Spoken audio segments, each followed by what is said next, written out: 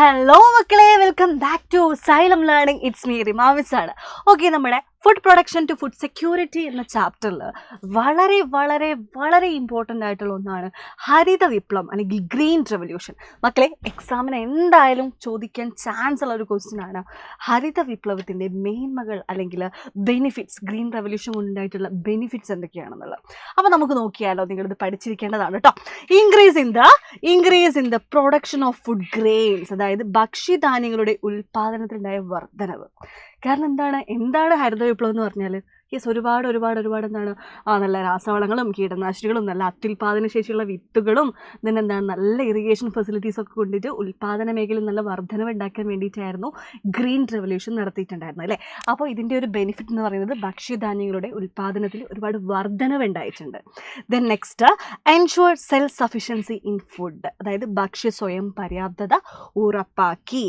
Then next വന്നിട്ട് the price of food grains dropped, ഭക്ഷ്യധാന്യങ്ങളുടെ വില കുറഞ്ഞു. ഒരുപാട് ഉൽപ്പാദനം നടക്കുമ്പോൾ എന്താണ് മാർക്കറ്റിൽ എന്തായാലും പ്രൈസ് കുറയും അല്ലേ. ഭക്ഷ്യധാന്യങ്ങളുടെയൊക്കെ വില കുറഞ്ഞു. പിന്നെയോ ദ ബ്ലാക്ക് മാർക്കറ്റിങ്ങും ഹോർഡിങ്ങും ഒക്കെ ഡിക്ലൈൻഡ് ആയി. അതായത് പൂഴ്ത്തിവെപ്പൊക്കെ അല്ലായിരുന്നോ, പൂഴ്ത്തിവെപ്പൊക്കെ ഇതിലൂടെ കുറഞ്ഞിട്ടുണ്ടായിരുന്നു. ദെൻ നെക്സ്റ്റ് വന്നിട്ട് what are the demerits of green revolution ഹരിത വിപ്ലവത്തിൻ്റെ ഡീമെറിറ്റ്സ് ആണ് ചോദിക്കുന്നത്, ദോഷങ്ങൾ.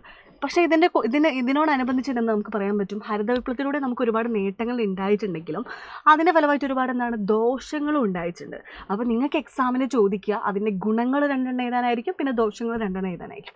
അപ്പോൾ എന്താണ് അതിൻ്റെ ദോഷങ്ങൾ അല്ലെങ്കിൽ ഡീമെറിറ്റ്സ് എന്ന് ചോദിച്ചാൽ നിങ്ങൾ എഴുതേണ്ടത് due to excessive use of water. നമ്മളിങ്ങനെ കൃഷിക്ക് വേണ്ടിയിട്ട് അമിതമായിട്ട് വെള്ളം യൂസ് ചെയ്യുമല്ലോ, അതെങ്ങനെ ഗ്രൗണ്ട് വാട്ടർ, നമ്മുടെ ഭൂഗർഭജലല്ലേ, അതിനിടയിലുള്ള ഗ്രൗണ്ട് വാട്ടറിൻ്റെ അളവ് കുറയാൻ കാരണമായി. നമുക്കറിയാം, ഒരു ലിമിറ്റഡ് ആയിട്ടുള്ള വെള്ളം മാത്രമേ നമ്മുടെ ഭൂമിക്കടിയിലുള്ളൂ അല്ലേ. അപ്പോൾ അത് കുറയാൻ ഭൂഗർഭജലം അല്ലെങ്കിൽ ഗ്രൗണ്ട് വാട്ടർ കുറയാൻ കാരണമായി. അതാണ് ജലം അമിതമായി ഉപയോഗിച്ചത് വഴി ഭൂഗർഭജലത്തിൻ്റെ അളവ് കുറഞ്ഞു. ഓക്കെ, ജലം കൂടുതൽ ഇങ്ങനെ യൂസ് ചെയ്തുകൊണ്ട് ഭൂഗർഭജലം അല്ലെങ്കിൽ ഗ്രൗണ്ട് വാട്ടറിൻ്റെ അളവ് കുറയാൻ തുടങ്ങി.